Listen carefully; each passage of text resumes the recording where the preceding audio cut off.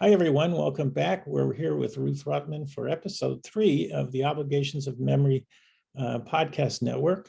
And along with the Jewish Culture and Holocaust Remembrance, I'm Jeffrey Geisner, founder. So we have a really interesting story that we've uncovered in the first 2 episodes, and we're going to bring that story to you now. Ruth, why don't you share the introduction of the story and you take it from there.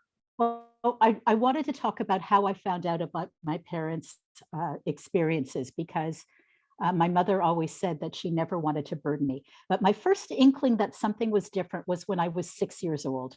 And it was my birthday, and my mother took me to the nicest store in London, Ontario, which was, it's a British outlet that sold fine china and crystal and silverware. Exactly the kind of place you think you would take a 6-year-old for a birthday present, right? But my mother wanted me to have fine things because there was nothing that she could give me from her past, I think. So I chose something and I pointed to it. And to this day, I can still see her eyes welling up with tears. And she's saying, my Shina Roisela, I can buy you anything in the store. I can't buy you this. It's made in Germany. And that has stayed with me. I actually don't buy anything made in Germany. I think we might have one faucet, but I've just made that. If that was good enough for her, that was good enough for me. I don't care that Israel's filled with Mercedes-Benz. In our house, we don't have anything German. Fast forward to when I was about 16 years old, and I was in high school, and I found a first draft of a document that talked about these women who were in the first transport to Auschwitz. And I said, Mommy, what are you doing with this? And she looked at me and she said, this is my story. And it came about because the movie Playing for Time was coming out in the 1970s. It's the story of the orchestra leader, Alma Rosé from Auschwitz. And it was somewhat controversial because hired Vanessa Redgrave to star as Alma. And Vanessa was a very vocal pro-Palestinian protester. And so this was gathering a lot of notoriety. And one of the reporters in London thought they would capitalize on this because Alma Rosé's brother was a professor of music at the University of Western Ontario. And he approached him, and the brother said, I left in the early 40s. This is 1970 something. I can't tell you much, but I know 2 women who have a stand on the market who knew my sister because he used to buy fruits and vegetables from us, and he saw their tattoos and he knew the connection. So this author actually ended up writing a book about it. And but he came and interviewed my mother and aunt. And I think it was one of the first times they actually spoke to anyone about it. My aunt broke out in shingles the next day. It was such a horrific experience for her. So they completely shut down, and they put the reporter onto one of their good friends. That was my Auntie Paula. And my Auntie Paula was strong enough to be able to tell her story. But that opened the door for me to find out a little bit more. And I tried to do a little research, but that was the first time I heard that they were in the first transport. I knew that they were in Auschwitz. I could never figure out their numbers were, my mother was 1950 and my aunt was 1949, how they could be among the first, but apparently the first 999 young women were from German and Polish jails. They were hardened criminals and murderers, some activists, petty thieves, but they were brought in to act as capos, and they were given the first numbers. And number 1000 was the number of the doctor who realized something fishy was going on when they were all brought together in Poprad railway station, and he insisted on joining them in the group. So he went with them and was given the number 1000. So that answered one of those questions. Again, my mother didn't talk about it very much. I took a lot of history courses. I was very, very interested, but I didn't want to open up those wounds. But we did persuade my mother, my aunt, and my father to do a Steven Spielberg Showa tape. And I was allowed to be in the introduction at the end, but I wasn't allowed to do the actual filming. And I was a little bit disappointed because my mother had always been the family historian, and I was so looking forward to hearing her. But you could tell how uncomfortable she was sharing her story and how she minimized everything. She sat there, her body language was like tightly wound up. She just looked miserable. And she was minimizing her trauma. So I was disappointed in her tape, but my aunt's tape was magnificent. My aunt was raw and emotional and told it like it was, and it was so meaningful. So I found out a lot more. That was in the early 1990s. My daughter was just a year or two old. Fast forward to Passover at the beginning of the 2000s, and my husband used the Seders to draw stories from them. And we would do it sometimes with question cards, sometimes just with newspaper articles, and they would slowly tell us more and more. My mother told us about several people whose lives she had saved because she worked in the office. And we heard about the actual knocking on the door in the middle of the night and having to report to Poprad, to Prešov to be transferred to Poprad station. And even my father told stories. We would have different themes for the Seders. One year was what was life like before the war. So we found out that my mother's family painted their kitchen white every year with a fresh coat of paint. That was part of their getting ready for Pesach. And that they had never had to make matzah until 1942, because that's when there were much harsher laws in Slovakia. And it always haunted her every Pesach. She never knew whether her mother and brothers and younger sister ate the matzah or whether they had already been taken away at that time. That was a haunting memory for her.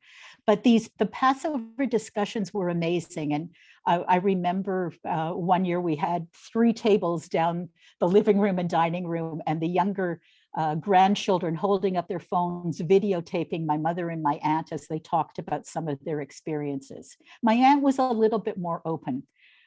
As my mother got into her 90s and unfortunately started a descent into dementia, she started talking more and more. And she would tell strangers on the street, I'm a survivor, in the hairdresser, in the bank. She once was hospitalized, and she had a very lovely nurse who was wearing a hijab. And she said, how come you have a tattoo? You're an old lady. And I explained to her she was a survivor. And my mother went on to talk to this lady. And this woman never knew the Holocaust was true. She'd been told it was a hoax. So it was very, very interesting that as she got older, it was more important for her to tell her story. One March, I think it was 2017, I got an email from a friend on Facebook that I had just reconnected from high school. And he sent me an article that was published in The Guardian, a British journal. And it was about a lady who claimed that she was the last survivor of the first transport. And this high school friend from 40 years ago had remembered my mom's story from this newspaper article. And he reached out and he says, you got to tell her that your mom's still alive. And so I wrote to the author of the article. She never wrote back, but we discussed that article at Passover that year, and we had some friends' children there. And they said to me, why don't you write to the lady who's writing a book about this? And somehow I missed that in the article. And I did. I sent her an email and I said, you know, my mom's a living member of that transport. And within 6 hours, I got an email back to her saying, when can I come interview her? And that was the start of a real change in my life. The author's name is Heather Dune Macadam, and she published a book called 999, but get the title right, The Extraordinary Young Women of the First Official Transport to Auschwitz. And that's where we found out things like the Slovaks paid the Germans to get rid of these girls. And I learned a lot more stuff. My mother wasn't capable of, at that time, of really giving them much more information, but there was another woman in Toronto at the time who still was very, very sharp. She was about 92 or 93 years old, and she was amazing. She provided a lot of information for this book. When I met her, when Heather came to interview my mother and this other lady, her name was Edith Friedman, and she married Grossman. He was actually the director of Shop on Main Street, an Academy Award-winning foreign film. Very intelligent woman. She was very young. After the war, she went back to high school and became a biologist, I believe, but very, very clever woman. She met me and she said, "Of course I remember your mother. Your mother had good jobs. I worked in the fields. I developed tuberculosis. And of course I remember your aunt. She had the same name as me." And I thought, well, that's kind of a strange intro. And she came upstairs and was introduced to my mother, and she told me a nickname of my mother's that I had never heard. And my mother did remember that people called her Alushka in the camps. That little tidbit stayed with me a long time. And I started helping the author with more background information. I provided her with my mother's Showa tape. When my daughter went to March of the Living in 2016, my mother did a bunch of small tapes that gave us more information, and I provided those to Heather. I found some family pictures. And so I was working closely with Heather. So she invited me to the book launch in January of 2020. I went down to New York, and she was very gracious, and there was a number of us children of survivors, and she let us talk and answer questions. And I really enjoyed talking about this. And this is a departure for me. I was usually the background kind of person. I worked behind the scenes to make sure everything went smoothly. So being in front of the camera and audience was something new. We ended up actually doing, Heather also decided to do a documentary. And we premiered the Canadian documentary with my congregation in London, Ontario, where I grew up, or Shalom, because two women from this transport had lived there. And I got to tell a lot more of their story. And I, again, really enjoyed that.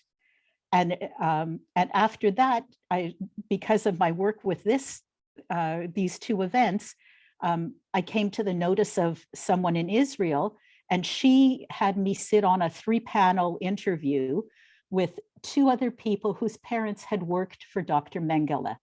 And it talked about second generation trauma. And the one takeaway thing that struck very hard with me is how lucky I was with my experience, that I had not only 2 parents who related and adored me, but I had 4. Go ahead. I wanted to, if you can tell the audience who those 3 panelists were and what jobs they had, plus what your mother had as well.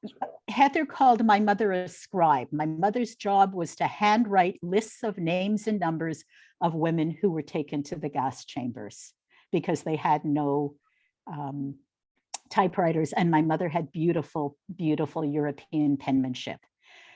The gentleman who was there, his mother was Mengele's personal secretary and took care of him. She manicured his nails and his toenails. She was up close and personal with him. My mother shared she never looked Mengele in the face. She was terrified of him. And the other one was the daughter of a doctor, a Jewish doctor, who was forced to perform experiments on young Jewish women, one of whom was her mother. So each of us had different experiences. The doctor, he never practiced again. And all 3 of us, our parents never wanted children, which I thought was very interesting. The daughter never had a relationship. Her mother wanted to, when she found out she was pregnant, wanted an American doctor when they were in the DP camps to perform an abortion. And the American doctor said, I can't kill another Jewish soul. So she had this child unwillingly.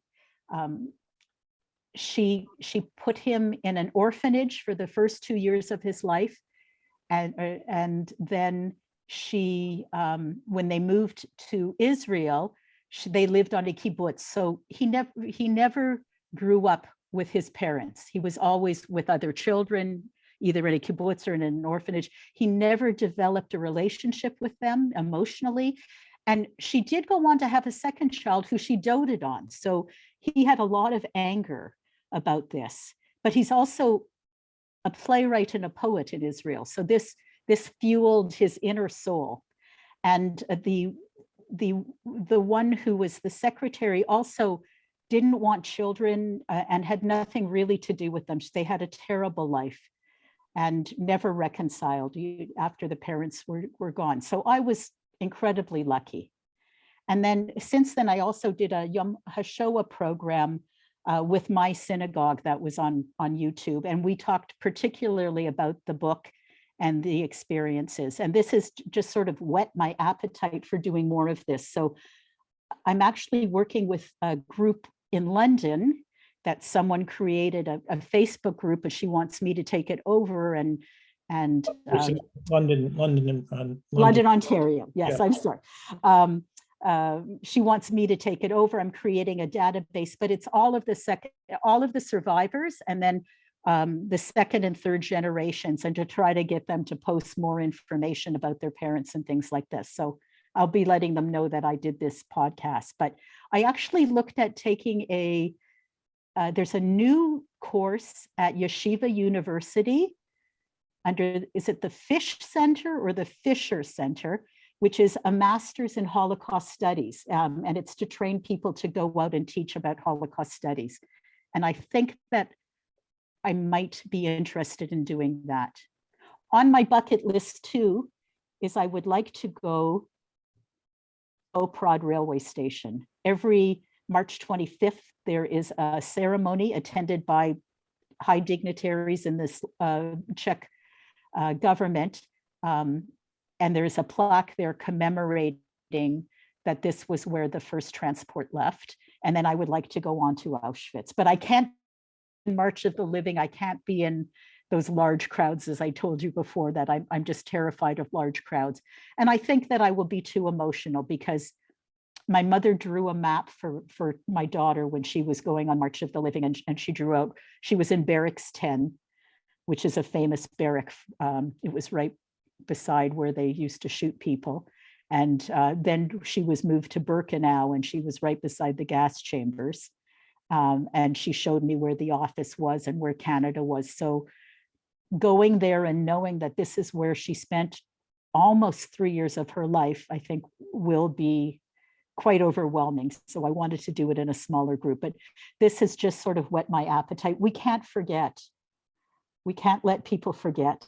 And we have to take care of ourselves. Jeffrey and I were talking about the sort of the instant kinship that you feel when you know someone else is a child of a survivor, because we've gone through similar things. So your daughter are you considering, or is your daughter going with you to the march on this visit? We hadn't spoken about it because she's been in school so far.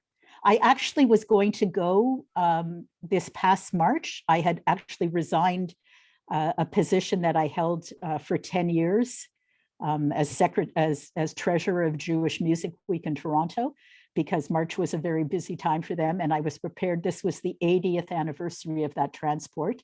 And I wanted to go, but because of the outbreak of the war and COVID, my husband said, no, don't do it. Yeah. So maybe we'll be there. Tell me about the music organization that we didn't get to what are your passions? And obviously you must have a musical passion if you're head of an organization. So well, I wasn't head, but it was started by a bunch of middle-aged ladies around a dining room table. And it grew to about 5,000 people. We had about 34 events spread over 8 days. What kind of events? All sorts of things. We had 5 morning lectures dealing with different topics. opera, Mendelssohn, Sephardic music. We had a number of speakers. Then we had some mostly duets, trios, and quartets that would come and play in the afternoon. We would do it all over the city of Toronto. Yeah. How did you get involved? Are you a musician? No, well, I love musicals, like with a passion. My daughter was participating in the Beth Tzedek Purim Spiel, and it was written by our cantor's wife. And she is amazingly talented. She's actually from the States, and I think she has several CDs out. She's a cantor in her own right, but she's a singer, songwriter, and her husband was the cantor of the largest shul in conservative shul in North America. And the Cantors Assembly was taking place in Toronto. And she said, why don't we piggyback some events on them? So we had cantors from all over the States primarily do these events. And from there, the next year, we did it with a lot of Canadian talent, but we also did bring in some people from the States. But we would do evening galas that would benefit the shul that they were based in. We would be in jazz clubs, bars, restaurants, community centers, Jewish centers, not Jewish centers. We tried just to bring music to the people. And initially, all of the daytime events were free. The person who created this, her name is Elisa Spiro. And she held on for years to make it free. Only in the last few years, we needed the money. So we would charge like $10 for the daytime events. The evening events, the shuls, after they paid us a certain flat fee to advertise with us, they would get all of the profit. And we had so this cantor was Simon Spiro. I don't know if anybody would be aware of him. I believe he was in Florida. Cantor Finkelstein is, then he traded places, but I can't remember where in Florida. But a phenomenal talent. But she was as talented as he, and we would create this from the ground up. It was amazing to watch, and I got to explore new avenues. I kept the books because that was my commerce background, but I got to organize how we handled people with tickets. I developed systems for wait lists and things like that.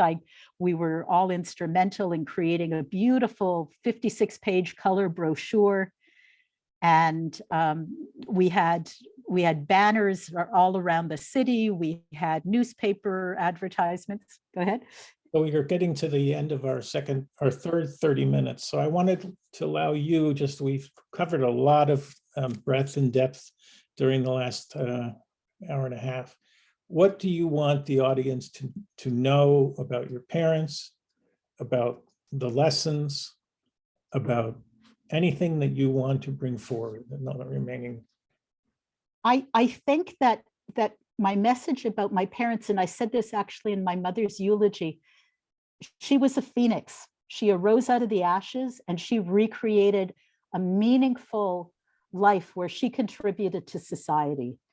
And you can overcome anything. If they can overcome what they did, we can overcome whatever trauma we've gotten from them. But I was speaking with Jeffrey in between, saying, yes, I have shticks. Yes, I recognize them. My daughter feels that I have a lot of them and that she's got some of them, but I don't feel that they're all bad. I learned about humanity and humility, and I learned about respecting others. And I think by telling our stories, I feel that's really important, because knowing that 11 million people in all were killed in the war, and that 6 million of them are Jews, doesn't touch the heartstrings. But me telling you about my mother and my aunts and my uncle and my dad, that personalizes it. And that what if Hitler had wanted to get rid of all the blue-eyed people? It could have been their families, their aunts, their uncles. that were written. And we've got to really take a stand against any type of hatred and make sure that this isn't happening again. And that we stop where it is happening with as much force, and that we're all not bystanders, but upstanders, and that stopping violence and discrimination and hatred wherever we see it. That's my takeaway from all of this. Like, I kind of feel like there's a new mission in my life. Well, I'm really Thank you for this opportunity. Well, I am really happy that we could meet and we could spend such a nice, warm time together. This is a great way to end our program. You're listening to the Obligations of Memory podcast from the Jewish Culture and Holocaust Remembrance Group on Facebook and YouTube. You've been listening to 3 interviews with Rosette Rutman from Toronto, Canada, and we're so happy to have you and to be able to bring your stories to the world. So thank you, Rosette, from the bottom of my heart, and take care. Thanks, everyone. Thank you for this forum.